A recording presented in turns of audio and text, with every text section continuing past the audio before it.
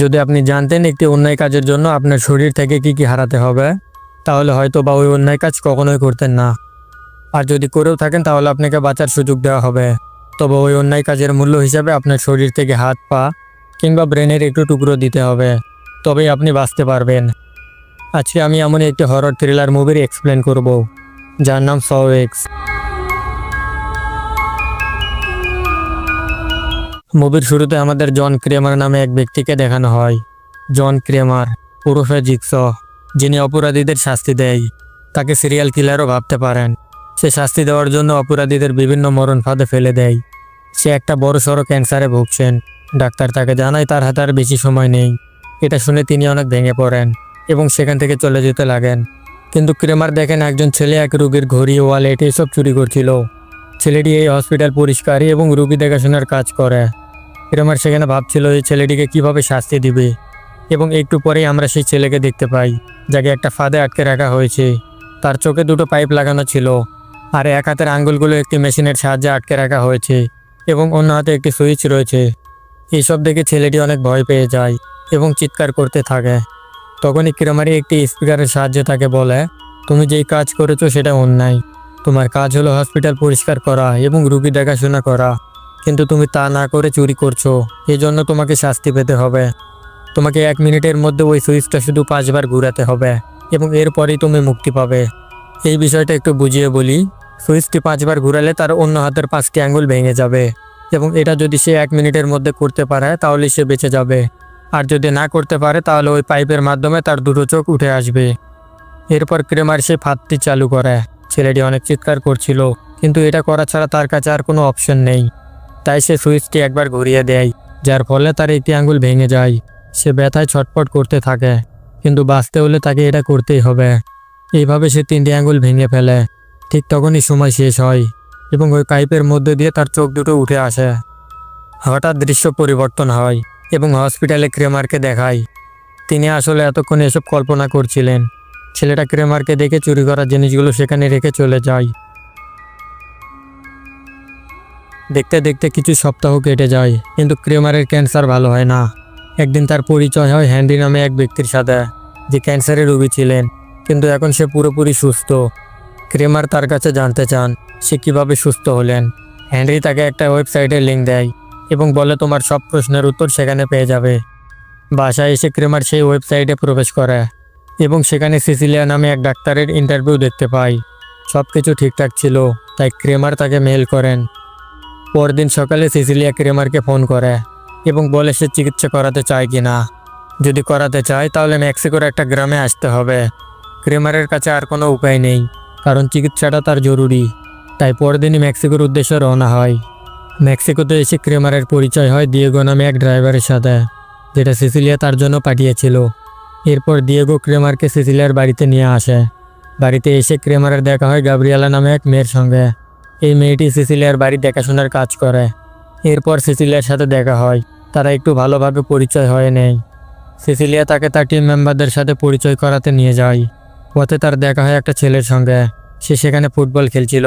Cecilia জানায় ছেলেটা মাঝে মাঝে এখানে খেলতে আসে। এরপর তারা ভেতরে যায়। ভেতরে এসে ক্রেমার দেখে পার্কার নামে এক রোগীকে। সেও একজন ক্যান্সারের রোগী, কিন্তু এখন সে একদম সুস্থ। এরপর মাটিও নামে এক ডাক্তারের সাথে পরিচয় হয়, যিনি অপারেশনে সিসিলিয়ার সাহায্য করে। এবার সবশেষে ভ্যালেন্টিনার সাথে পরিচয় হয়, সেও সিসিলিয়ার সাহায্যকারী, অর্থাৎ নার্স। এরপর তারা বাড়িতে চলে আসে। কালকে ক্রেমারের অপারেশন, তাই বিকেলে বসে তারা একটু গল্প করছিল। পরদিন সকালে অপারেশনের জন্য প্রস্তুতি শুরু হয়। অপারেশন চলাকালীন ক্রেমার মনিটরে একটা ভিডিও দেখতে পায়, যা দেখে সে নিশ্চিত হয় যে তার অপারেশন ঠিকভাবে হচ্ছে। 2 দিন পর ক্রেমারের জ্ঞান ফিরে আসে। সিসিলিয়া তাকে জানায় তার অপারেশন সফল হয়েছে এবং তার রিপোর্টটি দেখায়, যেটা দেখে সে বুঝতে পারে সে একদম সুস্থ। ক্রেমার এবার সিসিলিয়াকে বাকি টাকা দিয়ে দেয়। ক্রেমার অনেক খুশি হয় এবং শহরে এসে কিছুদিন নিজের মতো করে দিন কাটায়। এরপর চলে যাওয়ার আগে সে সিসিলিয়ার বাড়িতে আসে তাকে ধন্যবাদ জানাতে, কিন্তু বাড়িতে কেউ ছিল না। তাই সে হসপিটালে চলে আসে। সেখানে দেখে সবকিছু ভাঙাচুরা হয়ে পড়ে আছে। সে এসব দেখে একটু ঘাবড়ে যায়। সেখানে সে ওই ভিডিওটাও দেখতে পায়, যেটা অপারেশনের সময় তাকে দেখানো হয়েছিল। এবার সে ভালোভাবে দেখে বুঝতে পারে এটা অনেক আগেকার ভিডিও, তাই তার মনে সন্দেহ হয়। সে তার মাথার ব্যান্ডেজ খুলে ফেলে। সে দেখে সেখানে কোনো অপারেশনের চিহ্নই ছিল না। এটা দেখে ক্রেমার বুঝতে পারে সবাই মিলে তাকে ধোঁকা দিয়েছে। সে তখন অনেক রেগে যায় এবং প্রতিশোধ নেওয়ার জন্য পরিকল্পনা করে। এরপর দৃশ্য পরিবর্তন হয়। আমাদের দেখানো হয় সেই দিয়েগো নামে ড্রাইভারকে গাড়িতে কে যেন তাকে কিডন্যাপ করে। তার যখন জ্ঞান ফেরে সে তখন নিজেকে বাঁধা অবস্থায় দেখে। তার 2 হাতে 2টো বম লাগানো ছিল, যেটা দেখে সে অনেক ভয় পেয়ে যায়। ঠিক তখনই সামনে ক্রেমারকে দেখতে পাই। ক্রেমার তাকে বলে, তুমি যদি 3 মিনিটের মধ্যে নিজের হাত কেটে বমগুলো খুলতে পারো তবে তুমি বাঁচতে পারবে। সময় শুরু হয়। সে কি করবে কিছুই বুঝতে পারে না, কিন্তু সে নিজেকে শান্ত করে এবং নিজের হাত কাটতে শুরু করে। অনেকটা ব্যথা আর যন্ত্রণা সহ্য করার পর সে তার হাত থেকে বোমাগুলো খুলতে সক্ষম হয় এবং সে বেঁচে যায়। এরপর ক্রেমার এক ডিটেকটিভকে ফোন করে এবং বলে একদল অপরাধীকে ধরতে হবে। দৃশ্য পরিবর্তন হয় এবং আমরা দেখি একটি ক্লাবে ভ্যালেন্টিনা নামে সেই প্রতারক নার্সকে। সে একটি ছেলের সাথে মজা করার জন্য গাড়িতে ওঠে, কিন্তু কে যেন ছেলেটিকে আহত করে এবং ভ্যালেন্টিনাকে সেখান থেকে কিডন্যাপ করে। এবার যারা যারা ওই মিথ্যা অপারেশনে জড়িত ছিল তাদের সবাইকে এক এক করে কিডন্যাপ করা হয়। সবাইকে সেই হসপিটালের ফ্যাক্টরিতে নিয়ে আসে এবং তাদেরকে আলাদা আলাদা ফাঁদে বন্দি করে রাখা হয়। আর এইসব কাজে ক্রেমারকে সাহায্য করেন অ্যামান্ডা নামে এক মেয়ে, যিনি বর্তমানে ক্রেমারের অ্যাসিস্ট্যান্ট। একটু পর সেখানে ক্রেমার আসে। সিসিলিয়া তাকে বলে, তুমি এসব কি করছো? আমরা তো তোমাকে হেল্প করেছি। তখন ক্রেমার তাকে তার সব অপকর্মের প্রমাণ দেখায় এবং বলে, তুমি সাধারণ মানুষের সাথে যে মিথ্যা অপারেশনের নাম করে টাকা হাতিয়ে নাও, সেই টাকাও আমরা উদ্ধার করেছি, যেটা উপরের রুমে রাখা আছে। তোমরা যে অপরাধগুলো করো তার জন্য তোমাদের সবাইকে শাস্তি পেতে হবে। তো প্রথমে ভ্যালেন্টিনাকে দিয়ে শুরু হয়। তাকে একটা ফাঁদে আটকে রাখে। ক্রেমার তাকে তার রুলস বুঝিয়ে দেয়, তাকে একটা সার্জিক্যাল তার দেয় এবং বলে, এই তারটি দিয়ে তোমাকে নিজের পা নিজেকেই কাটতে হবে আর সেখান থেকে বের হওয়া রক্ত দিয়ে একটি পাত্রে ভরতে হবে এবং এটা করতে হবে মাত্র 3 মিনিটের মধ্যেই। সে যদি নির্দিষ্ট সময়ে এটা করতে না পারে তাহলে এই পাত্রটি চালু হবে এবং তার শরীর থেকে মাথা আলাদা হয়ে যাবে। এটা বলে ক্রেমার উপরের রুমে চলে যায় এবং ফাঁদটি চালু করে দেয়। ভ্যালেন্টিনা সেখানে ভয়ে চিৎকার করতে থাকে, কিন্তু কোনো লাভ হয় না। সিসিলিয়া এবং বাকিরা সবাই তাকে সাহস দেয় যে বেঁচে থাকতে হলে তোমাকে এটা করতেই হবে। ভ্যালেন্টিনা সেই তারটি হাতে নেয় এবং তার পা কাটতে শুরু করে। সে ব্যথায় ছটফট করছিল এবং চিৎকার করতে থাকে। একটু পর সে তার পা পুরোপুরি কেটে ফেলে এবং পাইপের মাধ্যমে রক্ত ওই পাত্রে রাখতে শুরু করে। কিন্তু সেই 3 মিনিট সময় শেষ হয়। ঠিক তখনই ফাঁদটি চালু হয় এবং তার শরীর থেকে মাথা আলাদা হয়ে যায়, যেটা দেখে সেখানকার সবাই অনেক ভয় পেয়ে যায়, যার কারণে সবাই সবাইকে দোষ দিতে থাকে। তখনই বাইরে সেই পার্কার নামে রোগীটি চলে আসে এবং বলতে থাকে, তোমরা সবাই মিথ্যা অপারেশনের নাম করে আমাকে ধোঁকা দিয়েছো, তাই আমাকে আমার টাকা ফিরিয়ে দাও। ক্রেমার এটা দেখতে পায় এবং তাকে অজ্ঞান করে বেঁধে রাখে। তার জ্ঞান ফিরলে সে ক্রেমারকে জানায় তাকে ধোঁকা দেওয়া হয়েছে, তার কোনো অপারেশনই করেনি, তাই সে এখানে এসেছে। ক্রেমার বলে, হ্যাঁ, আমাকেও ধোঁকা দিয়েছে, তাই আমি সবাইকে শাস্তি দিচ্ছি। ক্রেমার তাকে সব কিছু দেখতে বলে। এবার পালা ডক্টর মাটেওর। তার মাথায় একটি ট্র্যাপ লাগানো হয় এবং তার সামনে অপারেশনের জিনিসপত্র রাখা হয়। সেখানে একটা অডিও প্লেয়ারও ছিল, যেটা চালু করতে ক্রেমারের কণ্ঠ শোনা যায়। ক্রেমার মাটেওকে বলে, তোমাকে নিজের অপারেশন নিজেকেই করতে হবে। তোমার মাথা কেটে ব্রেনের একটু টুকরো সামনের একটি পাত্রে রাখতে হবে, তবেই তুমি মুক্তি পাবে। সে কোনো ডাক্তার ছিল না, সে জানতো না কিভাবে অপারেশন করে, কিন্তু বাঁচতে হলে তাকে এটা করতেই হবে। ঠিক তখনই সময় শুরু হয়। তাকেও সবাই সাহস দিতে থাকে এবং সে তার মাথা কাটা শুরু করে। সেও নির্দিষ্ট সময়ে এটা করতে পারে না, যার ফলে তার মাথায় থাকা ট্র্যাপটি চালু হয় এবং তার মাথা জ্বালিয়ে দেয়। এসব দেখে ওই পার্কার নামে লোকটি অনেক ভয় পেয়ে যায়। সে ক্রেমারকে এসব থামাতে বলে, কিন্তু ক্রেমার বলে, অপরাধ করেছে, শাস্তি তো পেতেই হবে। এবার গ্যাব্রিয়েলার পালা। তাকেও একটি অডিও প্লেয়ার দেওয়া হয়, যেটা সে প্লে না করে দূরে ছুঁড়ে ফেলে। এরপর তার হাতে আর পায়ে শিকল বেঁধে তাকে ঝুলিয়ে রাখা হয়। তাকে একটি হাতুড়িও দেওয়া হয়। তার সামনে একটি রেডিয়েশন মেশিন চালু করে। তখন ক্রেমার তাকে বলে, এই রেডিয়েশনের থেকে বাঁচতে হলে তোমাকে ওই হাতুড়ি দিয়ে নিজের একটা হাত এবং পা ভেঙে নিজেকে মুক্ত করতে হবে। সে এটা করবে না বলে জানিয়ে দেয়, কিন্তু রেডিয়েশনের তাপমাত্রা ধীরে ধীরে বাড়তে থাকে। তার মুখ জ্বলে যাচ্ছিল, তাই সে তার হাত এবং পা ভাঙতে শুরু করে। সে ওই হাতুড়ি দিয়ে কুপিয়ে তার একটা হাত আর পা ভেঙে নিজেকে মুক্ত করে। সে বেঁচে যায়।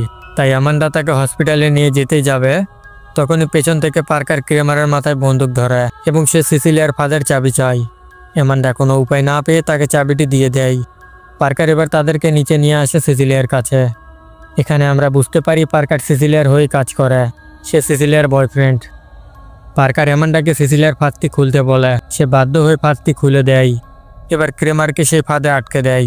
ক্রেমার সেখানে বলে গাব্রিয়েলা এখনো বেঁচে আছে, তাকে হসপিটালে নিয়ে যেতে হবে। কিন্তু সিসিলিয়া পা দিয়ে তার গলা মুটকে তাকে মেরে ফেলে। একটু পর পার্কার ওই বাচ্চা ছেলেকে দেখে এবং বলে ক্রেমারের সাথে ওই ছেলেকেও ফাঁদে আটকে ফেলা হোক। সিসিলিয়া বলে নিশ্চয়ই, আমি তাকে নিয়ে আসছি। এটা সেই ছেলে যাকে আমরা মুভির প্রথমে দেখেছিলাম ফুটবল খেলতে, তার নাম কার্লোস। সিসিলিয়া তাকে ভিতরে নিয়ে আসে। কার্লোসকে ক্রেমারের সাথে ওই ফাঁদে আটকে দেয়। এরপর ফাঁদটি চালু করে ক্রেমার এবং কার্লোসকে শিকলের সাহায্যে টেনে শুয়ে দেয়। এরপর তাদের মুখের উপরে পাইপ চলে আসে যেগুলো দিয়ে রক্ত পড়বে। তাদের হাতের কাছে দুটি লিভার ছিল, যে ওই লিভারটি টেনে রাখবে তার মুখে রক্ত পড়বে। এভাবেই তারা একে অপরকে বাঁচাতে থাকে। কিন্তু ক্রেমার ওই ছেলেকে মানে কার্লোসকে বাঁচাতে লিভারটি নিজের দিকে টেনে রাখে। কার্লোস সেখানে ক্রেমারকে বাঁচাতে চেয়েও পারে না, কারণ লিভারটি ক্রেমার অনেক শক্ত করে টেনে রেখেছে। সিসিলিয়া এবং পার্কার তাদেরকে এভাবে রেখে টাকার ব্যাগ নিতে উপরে রুমে যায়। টাকার ব্যাগটি নিতে রুমটি লক হয়ে যায় এবং ক্রেমার আর কার্লোস ওই ফাঁদ থেকে মুক্ত হয়। আসলে পার্কার যে সিসিলিয়ার বয়ফ্রেন্ড, এটা ক্রেমার অনেক আগেই জেনে গিয়েছিল ওই দিয়েগো নামের ড্রাইভারের কাছ থেকে। পার্কার এখানে আসবে এটাও সে জানতো, তাই সে একটা প্ল্যান করে। সিসিলিয়াকে সে আগেই বলেছিল যে টাকার ব্যাগটি উপরে রাখা আছে, তাই সিসিলিয়া এবং পার্কার ক্রেমারের প্ল্যানে ফেসে যায়। ক্রেমার, কার্লোস এবং অ্যামান্ডা নিচ থেকে তাদের দেখছিল, উপরে বন্দি সিসিলিয়া আর পার্কার। ক্রেমার ওই রুমে বিষাক্ত গ্যাস ছেড়ে দেয় এবং বলে তোমাদের দুইজনের মধ্যে একজনই বাঁচতে পারবে, কারণ ওই রুমে একটাই ফুটো ছিল। ক্রেমার আরও জানায় তোমরা দুজন একসঙ্গে অনেক অপরাধ করেছো, এবার তোমরা ডিসাইড করো যে কে বেঁচে থাকবে। এরপর শুরু হয় গার্লফ্রেন্ড বয়ফ্রেন্ডের মধ্যে ঝগড়া মারামারি।